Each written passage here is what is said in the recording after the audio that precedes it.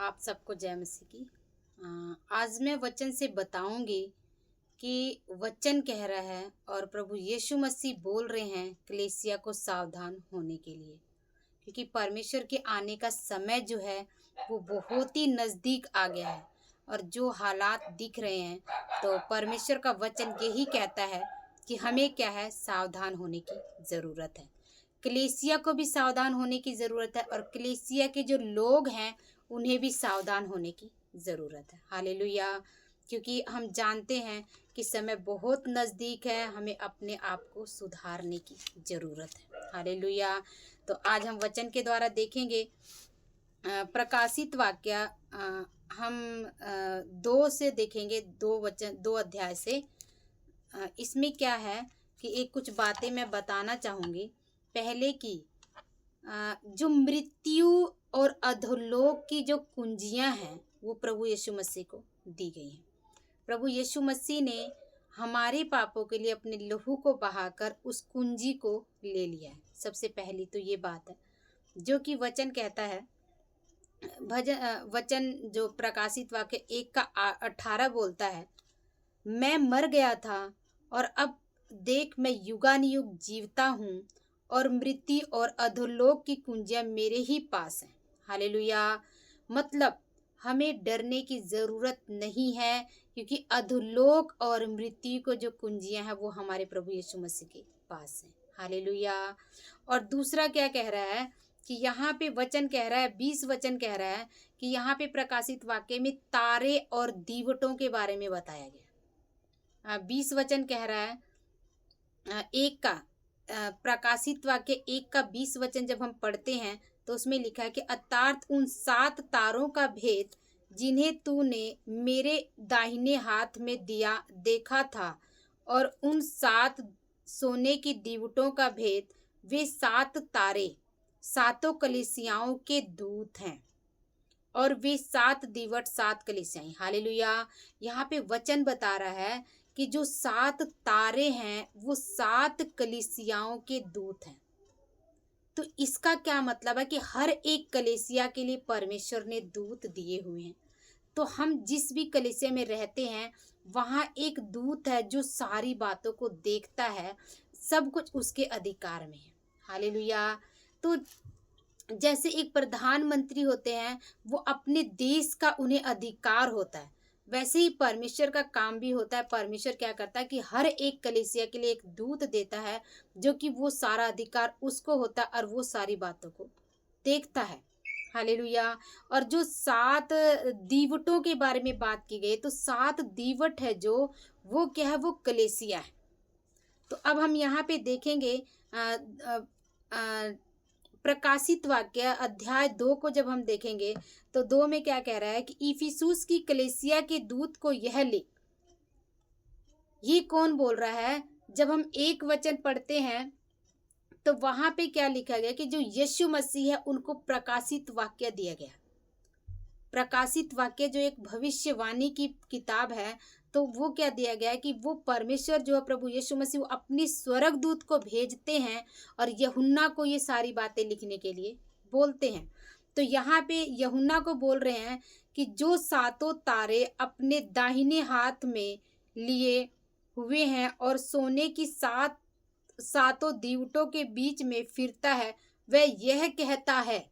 7 तारे किसने लिया है? प्रभु यीशु मसीह ने। 7 दीवटों के बीच में कौन घूम रहा है? प्रभु यीशु मसीह घूम रहा है, जो कि यूहन्ना को दिखता है। कह रहा है, मैं तेरे काम और तेरे परिश्रम और तेरे धीरज को जानता हूँ। ये बात हो रही है कलीसिया के बारे में, लेकिन ये बात हम परमेश्वर की कलीसिया हैं।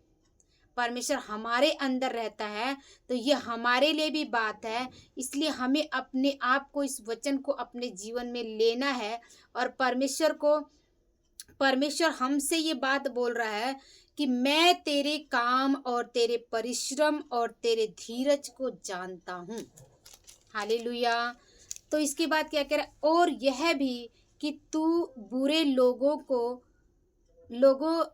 को देख नहीं सकता, और जो अपने आप को प्रेरित कहते हैं और हैं नहीं, उन्हें तूने परख कर झूठा पाया है। हालेलुया। ये कलीसिया के बारे में बोल रहा है परमेश्वर। वो बोल रहा है कि जो तूने बुरे लोगों से बैर किया है, जो लोग झूठ बोलते हैं, उनको तूने परखा है और तू उनके साथ नहीं रहता है। लेकिन कह रहा तू धीरज धरता धरता और मेरे नाम के लिए दुख उठाते उठाते थका नहीं। और परमेश्वर ये भी कह रहा है कि तूने धीरज भी धरा है और तू मेरे नाम के कारण दुख भी उठा रहा है। ये कलीसियाओं को बोला जाए तो कलीसिया में कौन रहता है?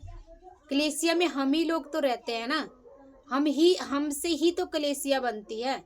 तो वो परमेश्वर हम लोगों को बोल रहा है, उस कलीसिया को बोल रहा है कि मैंने तेरे धीरज को देखा है, मैंने तेरे प्रेम को देखा है, मैंने तेरे सहनशीलता को देखा है। लेकिन क्या कह रहा है? और तू मेरे नाम के लिए दुख उठाते उठाते थकता नहीं है। ये बात भी परमेश्वर ने बोला है।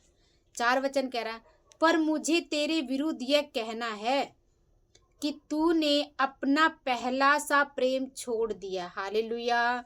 आज परमेश्वर हमें भी बोल रहा है कि हमें जांचने की ज़रूरत है कि क्या जब हम प्रभु यीशु मसीह में आए थे तो क्या हमारे अंदर यही प्रेम था? हमारा प्रेम प्रभु के प्रति बढ़ा है या प्रभु के प्रति घट गया है? परमेश्वर का वचन कहता है ये आज हमें जांचने की ज़रूरत है। इसलिए परमेश्वर कह रहा है कि कलीसिया को सावधान हो जाना है। परमेश्वर के आने का समय नज़दीक है, इसलिए हमें जांचना है कि हम जो कर रहे हैं कि क्या हम परमेश्वर के साथ पहला सा प्रेम कर रहे हैं। परमेश्वर ने उसको बोला कि तूने धीरज रखा है, तूने प्रेम किया है, तू जो झूठ बोलते हैं उनसे तू दूर रहा है। इसके बाद भी वो कहता है कि मुझे तेरे विरुद्ध कुछ कहना है। तो आज क्या हम ये बातें कर रहे हैं? क्या परमेश्वर हमसे ये कहना चाहता है कि वो कह रहा है कि परमेश्वर के उसके नाम के लिए दुख उठाते उठाते वो थका भी नहीं है। इसके बाद भी प्रभु को शिकायत है, कहता है कि मुझे फिर भी तेरे विरुद्ध कहना है कि तूने पहला सा प्रेम छोड़ दिया। आज हमें अपने अंदर जांचने की ज़रूरत है।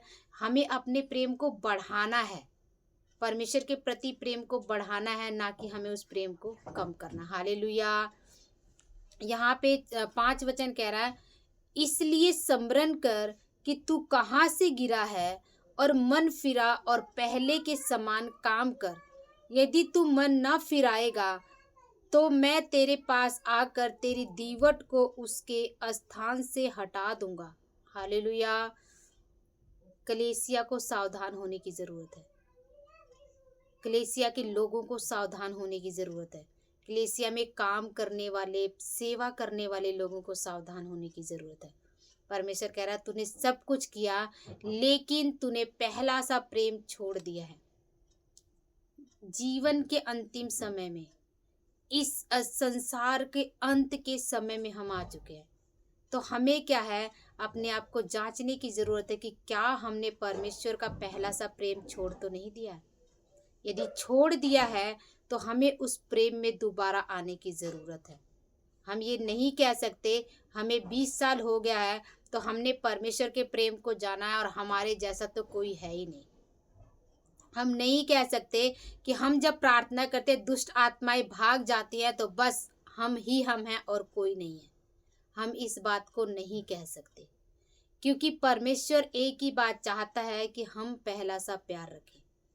हम अपने मन में घमंड करके अपने जीवन को ना जिएं, लेकिन परमेश्वर में नम्रताई के साथ हम अपने जीवन को जिएं, ताकि हमारा परमेश्वर जब आए तो वो बोले ये मेरा विश्वास योग्य दास है।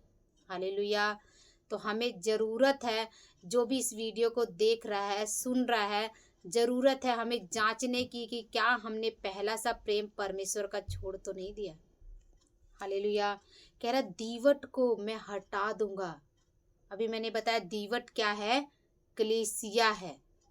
परमेश्वर कह रहा है जिस कलीसिया के अंदर पहला सा प्यार नहीं है, जिस पास्टर के अंदर पहले वाला प्यार नहीं है, जिस सेवकों के अंदर पहले वाला प्यार नहीं है, जो चर्च में जाते हैं, जिस विश्वासियों के अंदर पहले वाला प्यार नहीं है, प्रभु कहता है मैं उसे हटा दूंगा। तो हमें सावधान होने की ज़रूरत है, हमें अपने अंदर जांचने की ज़रूरत है। परमेश्वर न्यायी परमेश्वर है और वो सबका न्याय करेगा। हालेलुया। 6 वचन कह रहा है, पर हाँ तुझ में यह बात तो है कि तू निकुलाइयों के कामों से घृणा करता है, जिनसे मैं भी घृणा करता हूँ। मतलब जिससे तू घृणा करता, मैं करता, उसे तू भी घृणा करता है। जिनके कान हो वह सुन ले कि आत्मा कलीसियाओं से क्या कहता है। जो जय पाए मैं उसे जीवन के पेड़ में से जो परमेश्वर के स्वर्ग लोक में है फल खाने को दूंगा। हालेलुया। हमें एक बात को ध्यान रखना है, परमेश्वर का वचन, ये एक तो बात है कि ये परमेश्वर को प्रकाशित वाक्य जो है ना वो यीशु मसीह को दिया गया है।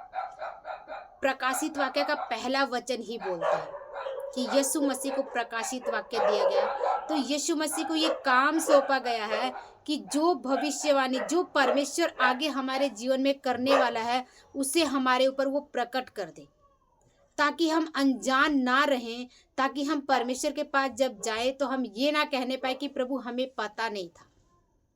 इसलिए ये जो प्रकाशित वाक्य, जो भविष्यवाणी की पुस्तक है, यीशु मसीह को दी गई है और यीशु मसीह ने अपने स्वर्गदूत को भेजकर यूहन्ना को ये बात बताई है। तो हम इस बात को नहीं कह सकते जब हम प्रभु के पास जाएंगे कि प्रभु हमें इस बात का पता नहीं था।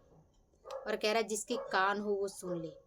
हम कलीसिया में जाते हैं, हम बैठते हैं, हम वचन को सुनते हैं, लेकिन कान होने और सुनने का मतलब है कि क्या हमने उसको अपने अंदर लिया, और लेने का मतलब है कि क्या हम उस पर चले।